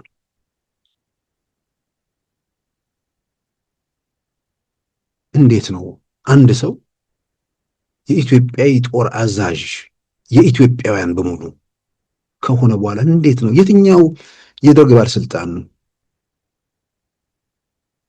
አሁን ያሉትን እነ ጀነራል ካሳይ ጨመዳ ከኢትዮጵያ ውጭ ሲናገሩ ሰምተን እናውቃለን? እነ ጀነራል ውበቱ ጸጋዬ ከኢትዮጵያ ውጭ ሲናገሩ ሰምተን እናውቃለን? እነ ጀነራል መርዳሳ ሌሊሳ አንድም ቦታ የሆነ የተወለዱበት ወይ ምናምን አካባቢ ላይ ጉዳይ ሲያወሩ ሰምተን እናውቃለን? የቲፒኤልኤፍ የትኛውንም ጀነራል አምጡት የትኛውንም እንትን በሉ ለአካባቢ ነው የሚያወራው። ስለዚህ ይሄ ነው ኢትዮጵያ የሚለውን ነገር ስልጣን ላይ ለመቆያ ነገር እንጂ ያችን ሀገር የጋራ ሀገር ነች፣ ህዝቧም የጋራ ነው፣ እኩል ተጠቃሚነት ሊኖር ይገባል ብሎ ያመነ ሰው በተለይ ደግሞ በፊት የማታውቀው አሁን ነከሌኛ ባንመጣ ኖሮ ከገጠር አውጡም አብዛኛው ከገጠር ነው ራሱ ቲፒኤልኤፍ የሚወጣው። ማንም ኢትዮጵያ ውስጥ ደግሞ የቀደሙ የትኛው መንግስታት ውስጥ ከገጠር የወጡ ሰዎች ናቸው። በተለያየ መንገድ ከከተማ የሚወጣ ከገጠር የሚወጣ ሀገሩ ነው የትም ይምጣ። ይሄ የድንቁርና ፖለቲካ ውጤት ነው። እንደዚህ ብሎ ማሰብ ራሱ ያው አንዳንዴ መደንዘዝም ስላለ ማለት ነው። ስለዚህ መጥተው ህዝቡን አይተውት ኖረው ከገመገሙት በኋላ ህይወቱን፣ ኑሮውን፣ ትስስሩን እሱን ያየ ሰው በቃ ከዛ በኋላ የሆነ ወቅት ላይ ለትግል ከሆነ ቡድን ሰፈር ምናምን ጋር ራስን ታጣብቃለህ። ኢትዮጵያ የሚባል ትልቅ ስምና ክብርና ማዕረግ ከተቀበልክ በኋላ ግን ተመልሰህ የሆነ ሰፈር ወኪል ራስ አድርገህ ስትወስድ ያው ኢትዮጵያ የሚለው ማወናበጃ ወይ ደግሞ ጊዜ መግዣ ወይ ደግሞ ፍላጎት ማስፈጸሚያ እንጂ ውስጥም የነበረ ነገር አለመሆኑን የሚያረጋግጥ ነገር ነው። ቢያንስ ነው ሰዎች ደግሞ በሌላ በኩል ራሳቸውን ከዚህ ሁኔታ ውስጥ አውጥተው የነርሱ ፖለቲካ የትግራይን ህዝብ ደግሞ ምን አስገኘለት? ምን አተረፈ? የትግራይ ህዝብ በእነሱ ወንጀል፣ በእነሱ ኃጢአት፣ በእነሱ ነውር በየትኛውም ኢትዮጵያ አካባቢ ውስጥ የወሬት መታየት አልፎ ከዛም አልፎ ችግሮች ባሉበት ወቅት አደጋ የማጋለጥ ሁኔታ ውስጥ ነው የገባው። ለዛ ደግሞ ምክንያት የፈጠሩትም በአንድ በኩል በሽተኛ ሰዎች አሉ፣ ከየትኛውም አካባቢ ማለት ነው። ዝም ብሎ የሆነ ቡድን የሆነ ሰፈር ሰው ቤተ መንግስት ላይ ሌላውን ስለጨቆነ እንደ ድህነት በጉስቁልና የሚኖርን ሰው ከዛ ሰፈር ተወልደሃል ብሎ አደጋ መጣል በየትኛው መመዘኛ ነውርም ወንጀልም ኃጢአትን ነው። የዛ ነው ያህል ደግሞ ቲፒኤልኤፍ ያው እየፈራረሰ በነበረበት ወቅት ከአቶ መለስ ህልፈት በኋላም መዳከሙ ግልጽ እየሆነ ሲመጣ መልሰው ለመጠገንና ህይወት ሊዘሩ በሞከሩበት ሰዓት እነ ዶክተር ደብረጽዮንን ከመሃል ወስደው እንትን ባሉበት ሰዓት ያው ብአዴንም ኦህዴድም ደኢህዴንም አካባቢ ያው እንትን ነበር። ይሄ አሁንስ በዛ አይነት እንቅስቃሴ ስለነበር የወጣቶቹም እንቅስቃሴ በተለይ በኦሮሚያ አካባቢ ላይ የጀመረበት ጊዜ ስለነበር መቀሌ ላይ የነበረ ግምገማ ላይ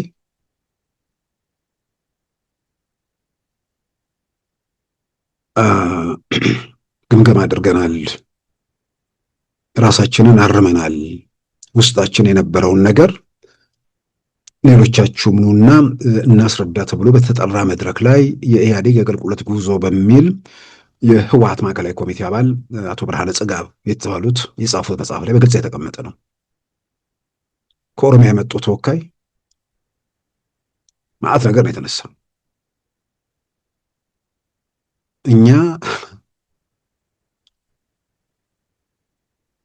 የኦህዴድም ብአዴንም ደኢህዴንም ሰዎች በአካባቢያችን ባለው ፖለቲካ መዋቅር ውስጥ ተስማምተን ተጣጥመን ምን እያልን ነው የምንሰራው? ኦሮሚያ ውስጥ ያሉ የቲፒኤልኤፍ ተወካዮች ከኛ ጋር አይደለም፣ እኛ እዛ በበላይነት እያለን ከማዕከል ከቲፒኤልኤፍ ጋር ነው ግንኙነት ያላቸው። እንደ ኢህአዴግ ከኛ ጋር በትብብር አይሰሩም፣ አልፈውን ነው የሚሄዱት የሚል ነገር በዛ መድረክ ላይ አንስተው ነበር። እዛ ጋ ያለው ቲፒኤልኤፍ ያው ከዚህ ቀደም የሚነሱ ነገሮች ናቸው። በደርግ የመጀመሪያ ዓመታት ያው ከየጦር ክፍል የመጡ ወታደሮች ናቸው ወደ መንግስትነት የተቀየሩትና የዛን ሰሞን ይባላል ወታደር አግኝተ ስራ ምንድን ነው ሲባል መንግስትነት ይል ነበር የሚሉት ነገር ነበር። የቲፒኤልኤፍ ሰዎች ስራ ምንድን ነው ቢባል መንግስትነት የሚሉበት ምዕራፍ ነበር። ስለዚህ ይሄኛው ኦህዴድ ምናምን ለነሱ እንዴት አድርገው ኦህዴድ ጋር እዛ ቁጭ ብሎ ተወካይ ጋር ያወራሉ? እነሱ እኮ ናቸው። ስለዚህ ኦሮሚያ ገጠር ላይ ሆኖ አዲስ አበባ ወይ መቀሌ ካለ ቲፒኤልኤፍ ጋር እየተነጋገረውን ጉዳዩን የሚጨርሰው።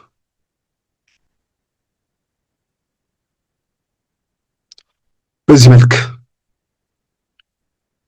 በሌላም በኩል አሁን የውጭ ሰው የምናምን አይደለም፣ የራሳቸው ቲፒኤልኤፍ ማዕከላዊ ኮሚቴን ማስረጃ ነው የምጠቅሰው።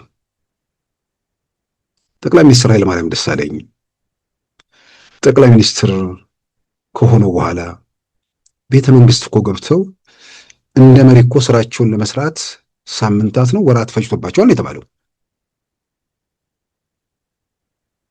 ወይዘሮ አዜብ መስፍን የጠቅላይ ሚኒስትሩ ባለቤት ቤተ መንግስቱን አልለቅም ብለው ማለት ነው። ይሄንን ደግሞ ትክክል አይደለም ብለን ገምግመን ይስና ግሌስ አድርገን ትክክል አለመሆኑ ላይ ድምዳሜ ላይ ደርሰናል ብለው መቀሌ ለተገኙት የኦህዴድ የብአዴን የደኢህዴን ሰዎች ነገሯቸው ሲሉ ብርሃነ ጽጋብ በመጽሐፋቸው ገልጸዋል። ማአት ነገሮች እዛ ላይ የሚናዘዙት ነገር አለ። በሌላም በኩል የወጡ መጽሐፎች ላይ ራሱ የቲፒኤልኤፍ ሰዎች አሁን አምባሳደር ወንድሙ አሳምነው በጽሁፋቸው መጽሐፎች ላይ ጭምር ኦፒዲዮ ሊቀመንበር የኦሮሞ ዴሞክራሲያዊ ድርጅት ኦህዴድ ሊቀመንበር አቶ አባዱላ ገመዳን ሲመርጥ ምርጫውን ለውጡ ተብለው ታዘው መሪ የቀየረው ኦህዴድ ህወሓት እሳቸውም በሆነ አጋጣሚ ተናግረውታል። ከኢህአዴግ ይቀየራል ምናምን ይላሉ። ኢህአዴግ ማን ነው? ኢህአዴግ እሳቸውንም የጨመረ ነገር ነው። አንዳንዴ ያለፈ ነገር አላነሳም በሚል ሊሆን ይችላል። ከደረጀ ጋር አርቲቲቪ ላይ ባደረጉት አቶ አባዱላ ይሄ አስቀድሞ ድሮ የተሰማ እኛም ኢሳት ላይ በነበርንበት ሰዓት ተዘጋጋሚ ያነሳ ነው። በኋላ በአምባሳደሩ ወንድሙ አሳምነው ከሀገር ነው በስተጀርባ ምናምን በሚለው መጽሐፋቸው ላይ በግልጽ ያስቀመጡት ነገር ነው። ከልክ ያለፈ ጣልቃ ገብነት ይላሉ፣ ግን እሳቸው እዛ ላይ የኢህአዴግ ጣልቃ ገብነት ይላሉ። ኢህአዴግ አንዳንዴ ፊት ለፊት እውነቱን መነገር ለመፍትሄው ግማሽ መንገድ ነው እና ህወሓት የጭቆናም የድንቁርናም የኋላ ቀርነትም የዘረኝነትም የሁሉም ምልክት የነበረ ቡድን እርሱን ወደ ስልጣን ያመጣ ዛሬም ድረስ ኢትዮጵያ ለምትሰቃይበት ለምትታመምበት ጉስቁልና መከራ ለተቀበለችበት ዘረኝነት የዳረገ ቡድንን ቤተ መንግስት ያስገባ ቀን ይከበርልኝ ብሎ ለምን ተሰረዘብኝ ብሎ ያዙኝ ልቀቁኝ ማለት በሰሩት በወንጀላቸው በኖራቸው አለመጸጸታቸውን ብቻ ሳይሆን ከተጨባጭ እውነታ ጋር ያላቸውን ርቀትም የሚያሳይ ምናልባትም በዚህ ግርግር ደግሞ የሆነ ሰው ተቆጭቶ ከጎናችን ይሰለፋል ብለውም አስበውም ሊሆን ይችላል። ዞሮ ዞሮ ግን የወጋ ቢረሳ የተወጋ አይረሳም ነውና ህመም የሚሰማቸው ሚሊዮኖች በውዥንብር ሳቢያ ያን እውነታ ያን ስቃያችንን ሰቆቋቸውን ይረሳሉ የሚል ነገር የሚያስቡ ካሉ በጣም በጣም ስህተት የሚለው የሚገልጹ አይመስለኝም። ሌላ ዓለም ውስጥ ነው ያለ ነው። ከእውነታው ጋር ራስን ማስማማት የሰው ልጅ በገባው በተረዳው ባወቀው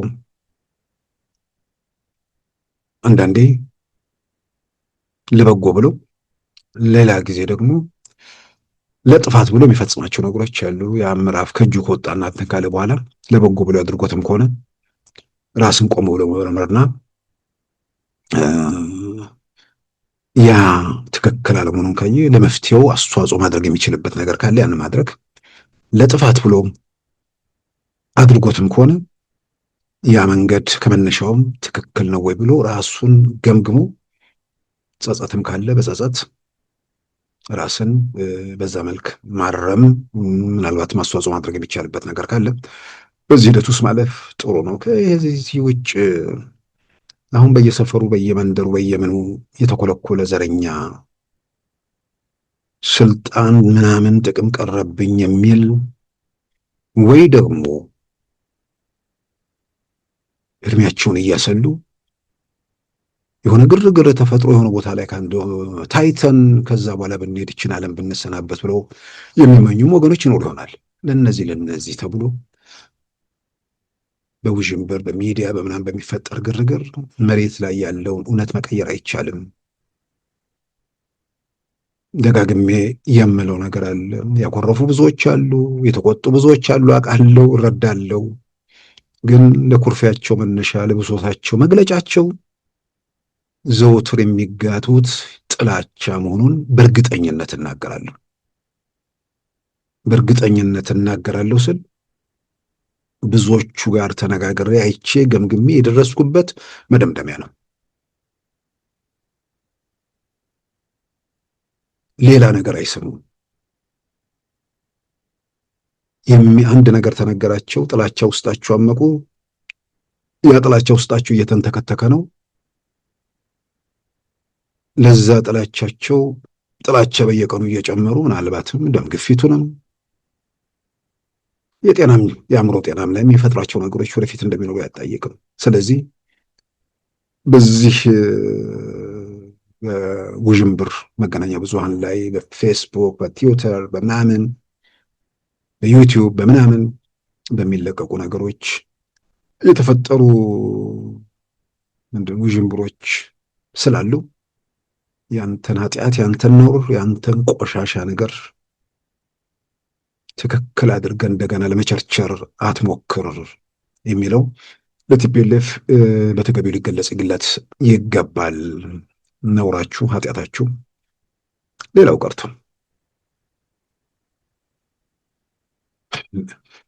ብዙዎች ብዙ የቆየውን ሊረሱት ይችላል። ምርጫ 97 እንረሳለን። የሁሉ ፍጅት፣ የሁሉ እልቂት፣ አሁን የሁሉ ፍጅት፣ የሁሉ እልቂት ሲባል ይሄ ለማይጠይቀው ክፍል አሁንም እኮ እየተፈጀን ይላል። አሁን እየተፈጀ ያለ ሁሌ የምጠይቀው ነው። መንግስት የሚፈጀው አካል አለ። ሸኔ የሚባል ጨፍጫፊ ቡድን ሲጨፈጭፍ ነበር። አሁን ፋኖ የሚባል ጨፍጫፊ ቡድን መጥቶ እየጨፈጨፈ ነው። ቲፒኤልኤፍ መለያው ነው መጨፍጨፍ።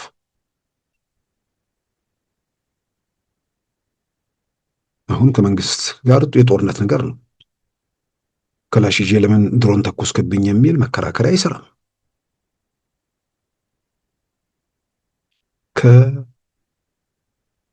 ለሰው ልጅ ወታደሩ ሄዶ ስርቻ ውስጥ እንዲሞትበት አይፈልግም። ኮንቬንሽናል ዋር አይደለም እየተደረገ ያለው። ስለዚህ ጥያቄ እንደ ዜጋ እንደ ሰውም ልንጠይቅ የምንችለው ለኃጢአን የተሰነዘረው ንጹሐንን ሰለባ እንዳያደርግ የመጨረሻውን ጥንቃቄ የኢትዮጵያ መከላከያ ሰራዊት ማድረግ ነው እንጂ ስለትም ያዝ መርፌም ይሁን ሕግና ስርዓት ለማስከበር በሰላም መንገድ ላይ ለመምጣት ባልፈቀደ ወገን ላይ ዘላቂ ሰላም ለማረጋገጥ የሚረብሹ ግርግር የሚፈጥሩ ሁከት የሚፈጥሩ ሰውን ወጥቶ እንዳይገባ የሚከለክሉትን ለማስታገስ የሚያስችለውን የተሻለውን አማራጭ ከአማራጮች ሁሉ የተሻለ አማራጭ መንግስት ይወስዳል። ይሄ እዚህ ላይ ጥያቄ ውስጥ መገባት ያለበት አይመስለኝም። ከዚሁ ጋር ተያይዞ አሁን ሰሞኑን ጀነራል ተስፋዬ ከሰጡ በስልክ ከወጣ እንትን ጋር ተያይዞ ጀዋር የጻፈውን አይቼ አሁን ስለ ሰላም እዛ ላይ የሚያነሳው ነገር አለ። ወታደሮቹ መንግስት ወደ ድርድር እንዲቀርብ ግፊት ማድረግ አለባቸው። አሁን መቼም ስለ ወታደሮቹ አሁን ላይ ቆሞ የመናገር የሞራል እንትን አለው ብዬ አላምንም። ከመስከረም 30 በኋላ ወታደሩ አይታዘዝም የሚለው በሃያኛው ክፍለ ዘመን የተነገረን ነገር አይደለም። አነበብነው ሳይሆን ኖረን ያየነው የምናስታውሰው ግርግር ለመፍጠር የተደረገ ሙከራ ውጤት ነበር። ያ አይታዘዝም የተባለ ወታደር ሚሳኤልና ታንክና መድፍ የያዘውን ኃይል ለማስታገስ ህግና ስርዓት ለማስከበር የነሱን ጫጫታና ግርግር ሳይሆን ህግና ስርዓት የሀገሪቱን ህግና ህገ መንግስታዊ ጉዳይ መሰረት አድርጎ ሄዶ ያደረገውን ነገር አይተናል። አሁን ሰራዊቱ ጠቅላይ ሚኒስትሩ ህግ እንትን ምንድን ነው በንግግር በውይይት ችግሮች እንዲፈቱ ግፊት ያደርጉ። እኔ ሌላ ሰው ሲል ምንድን ነው ንግግር የሚለው ሁሌ አይገባኝም። ምናልባት እኮ አሁን ቢያስረዱን ግልጽ ይሆንልናል። ላለመነጋገር የወሰነው ማን ነው? በየትኛውም አጋጣሚና ሁኔታ የኢትዮጵያ መንግስት አልነጋገርም ብሎ ያውቃል? አልነጋገርም ብሎ ያውቃል ብቻ ሳይሆን እነጋገራለሁ ብሎ ሄዶ ሂደቶች እንዴት እንደከሸፉ ከማንም በላይ ጀዋር የሚያውቀው ጉዳይ አይደለም። ከኦሮሞ ነጻነት ግንባር ወይ ደግሞ ሰራዊት ጋር ታንዛኒያ ላይ ድርድሩ እንዴት ነው የከሸፈው? የቅርብ ሰው ስለሆንክ መረጃ ስለሚኖር በደንብ ታውቀዋለህ። ሌሎቻችን ደግሞ የኦሮሞ ነጻነት ሰራዊት የሰጣቸውን መግለጫዎች መሰረት አድርገን ስልጣን አካፍሉኝ፣ ምንድን ነው የኦሮሚያ ክልል ይፍረስ ነው ያለው። በዚህ በኩል ሰላም ሊረጋገጥ ይችላል? ኦሮሚያ ክልል ከፈረሰ አማራ ክልል ነው የማይፈርሰው? ለምን እንደ ሶማሌ ክልል የማይፈርሰው? ለምን እንደምነው ደቡብ የማይፈርሰው? ስርዓት አልበኝነት እንዲነግስ ነው። ገና በወጉ መሬት ሳይረግጥ እነ ጀዋር ኦፒዲዮን መዋቅር በከፍተኛ ደረጃ በተቆጣጠሩበት ቲፒኤልኤፎችም ከኦሮሞ ነጻነት ሰራዊትና ከሌሎች ኃይሎች ጋር በደንብ በሚናበቡበት የኢትዮጵያ መከላከያና የጸጥታ መዋቅሮች ከቲፒኤልኤፍ 100% ነጻ ባልወጡበት የዛን ጊዜ የክልል መንግስትንም ሆነ ፌዴራል መንግስቱን በሽግግር ይሁን በሌላ ቅርጽ አሳልፌ አልሰጥም ያለ መንግስት ዛሬ በምን መስፈርትና በምን መመዘኛ ክልሎቹን ወይ ደግሞ የፌዴራል ወይ ደግሞ ለራሱ የዞን ይሁን የወረዳ መዋቅር ለምን ብሎ ለሆነ ኃይል ሊሰጥ ይችላል? ጥያቄው መሆን ያለበት ድርድሩ ወደ ጠረጴዛ ከመሄዳቸው በፊት መሳሪያ ያስቀምጡ የሚል ነገር ከመጣ ሰው ሳይስማማ መሳሪያ ማስቀመጥ የለበትም። እንዲህ አይነት መከራከሪያዎች ተቀባይነት አላቸው። መሳሪያውን ይዞ ወደ ድርድር ጠረጴዛ ይሄድ። ከዛ በኋላ ጥያቄው አሁን ያረጋገጠልን እኮ ነገር የኦሮሞ ህዝብ መብት ነጻነት ምናምን እየተባለ ጉዳዮች ሲውለበለቡ ቆዩና የኦሮሞ ህዝብ ጥያቄ አምጡ ሲባሉ እኛ ስልጣን ስጡን የሚል መከራከሪያዎች ነው የተገባው። የኦሮሞ ነጻነት ሰራዊት ኦሮሚያን ሲያስተዳድር ነው የኦሮሞ ጥያቄ መለስ። የኦሮሞ ነጻ ህዝብ ሸኔ የሚባል ቡድን የኦሮሞ ህዝብ ጥያቄ ለካ ሸኔ የሚባል ቡድን ያስተዳድረኝ መሆኑን አሁን ነው እየተረዳን ያለ ነው። እንዲህ አይነት ቀልድ የአማራ ህዝብ ጥያቄ ፋኖ የሚባል ኃይል ያስተዳድረኝ ነው እና ጀዋር ጉዳዩን የሚያነሱት በጣም እርግጠኝነት የሰላም የምናምን ነገር የሚሉ ዛሬ ይጽፋል። ይሄ መንግስት ምን እንደሚል የማይሰማ ቋሚ ኃይል አለ። ተቃውሞውን ብቻ የሚሰማ ማለት አሁን የሚጥማቸውና የሚስማማቸው ውስጥ ነው ያሉት። በዚህ በኦሮሞ ብሔርተኝነት ያኮረፈና የተቆጣ እዛው የነበረበት ቀጥሏል። አሁን ያ በአማራ ብሔርተኝነት ያኮረፈ የተቆጣ አለ። ስለዚህ እዛ ላይ ተሳፍሯል። በትግራይ ብሔርተኝነት ነው የተቆጣም እዛው ላይ ተሳፍሯል። በአማርኛ የሚነገረው ደግሞ ሁሉም መናገር ስለሚችል አሁን ሰብሰብ ብለው መንግስት ለሰላም አሻፈረኛል የሚለውን ነገር ያወራሉ። መንግስት እኮ ለመነጋገር ዝግጁነቱን ገልጿል የሚለውን ነገር የሚሰሙበት መንገድ የለም እንጂ የሚሰማ ሰው ቢሆን ጀዋርን የጻፈውን ነገር ምንድን ነው የጻፈው ብሎ መጠየቁ የሚጠበቅ ነው። መንግስት ለሰላም ለንግግር ራሱን ያዘጋጅ ብላችሁ ግፊት አድርጉ መንግስት ጠቅላይ ሚኒስትሩ ላይ። ጠቅላይ ሚኒስትሩ ራሳቸው በአደባባይ የተለያዩ መንግስት ኃላፊዎች ስለ ንግግር ስለ ውይይት ከመግለጽ ባሻገር በድርጊት እኮ ገለጹት። ይሄ በየስርቻው ንጹሐንን በሚገድል ሸኔና ፋኖ በሚባል ቡድን ሳይሆን የተደራጀ ውጊያ ባደረገው መንግስት በነበረው ከቲፒኤልኤፍ ጋር እኮ በመነጋገሪያውም ካበቃ በኋላ የንግግርን አስፈላጊነትና በንግግር ችግሮች መፍታት ይቻላል ብሎ ያመነ መንግስት መሆኑን በአይናችን አይተናል። ስለዚህ ጀዋር መንግስት እንዲነጋገር ግፊት ያድርጎ የሚለውን እዛ የማየው አላይም አልሰማም ብሎ በአንድ አቅጣጫ ላለው ሰው ሊጠቅም ይችላል፣ ግን ለመፍትሄ አያግዝም። መፍትሄ ለማምጣት ከሆነ ምንድን ነው ጥያቄው? አሁን ይሄኛው የሰላም ንግግር የሚለው ነገር ውሸት ነው። ስለዚህ ንግግር የሚለው ነገር ስልጣን ያካፍል የሚል ነገር ቢጨመርበት ለእንትኑ መልእክቱን የተሟላ ሊያደርገው ይችላል። ስለዚህ ንግግር የሚለውን ነገር እየሰማን ያለን ሰዎች ከግራም ከቀኝም ብሶተኛው ካምፕ የሚባለውንም በመንግስትም የሚገለጸውን ሁሉንም እየሰማን ላለን ሰዎች ምንድን ነው ሰዎች የሚሉት ጤነኞች ናቸው ወይ የሚል ጥያቄ ነው የሚነሳው። ስለዚህ ንግግር ምንድን ነው? መነጋገር ምንድን ነው? በመንግስት በኩል ለምሳሌ ጀዋር እንዳልኩት የኦፒዲዮን የሸኔን በተመለከተ ንግግር ሂደቱን ያውቀዋል። እዚህ ላይ መንግስት ይህን ቢያደርግ ኖሮ የሚል ነገር ቢያመጣ ለውይይትም በር ይከፍታል። ምንድን ነው መንግስት ያላደረገው? እዛ ላይ የኦሮሚያ ክልል መፍረስ አለበት ተባለ። ማን ጤነኛ መንግስት ይቀበሏል ይሄንን? እንኳን አሁን ብያለሁ፣ እንኳን አሁን በመዳፍ ሁሉን ነገር ካስገባ በኋላ በየቦታው ፊን የሚሉ ሰዎች በቀሩበት ሁኔታ ውስጥ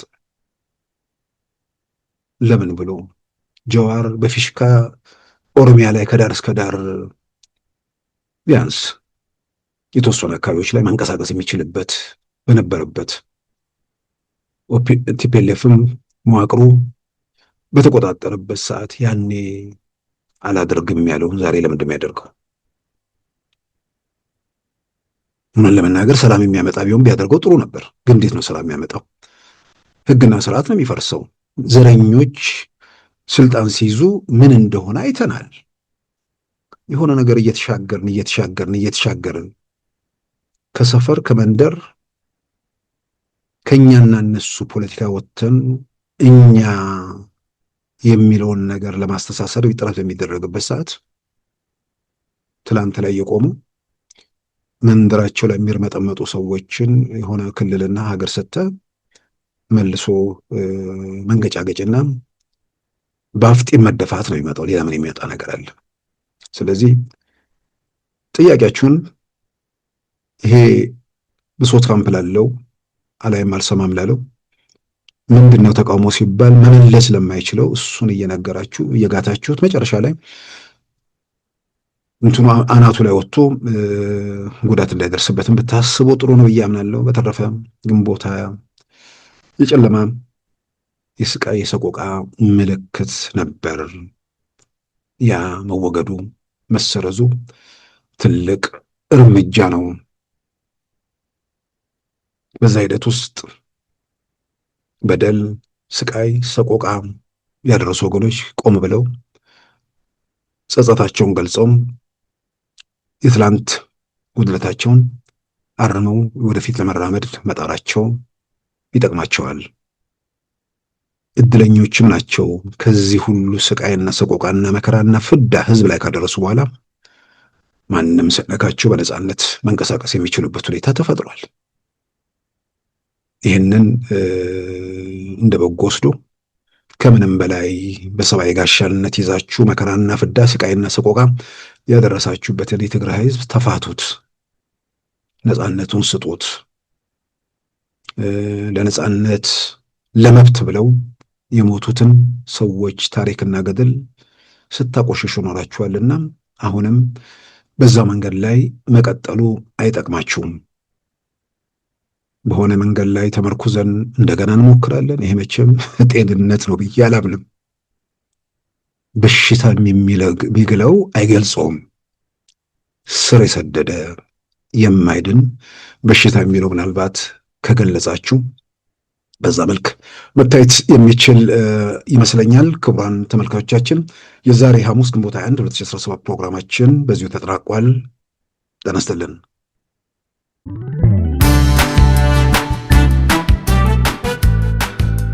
ሉዓላዊ ሚዲያን ይደግፉ። ስራዎቻችንን ለብዙ እንድናደርስ ሰብስክራይብ፣ ሼር፣ ላይክ በማድረግ ሉዓላዊ ሚዲያን ያጠናክሩ። እውነትን እንዘግባለን፣ ኢትዮጵያዊነትን እናቀነቅናለን። መድረኩ ግን ለሁሉም አመለካከት ክፍት መሆኑን እናረጋግጣለን። ሉዓላዊ ሚዲያ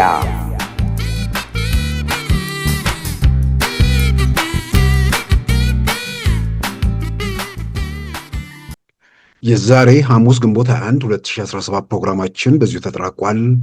ጤና ይስጥልን።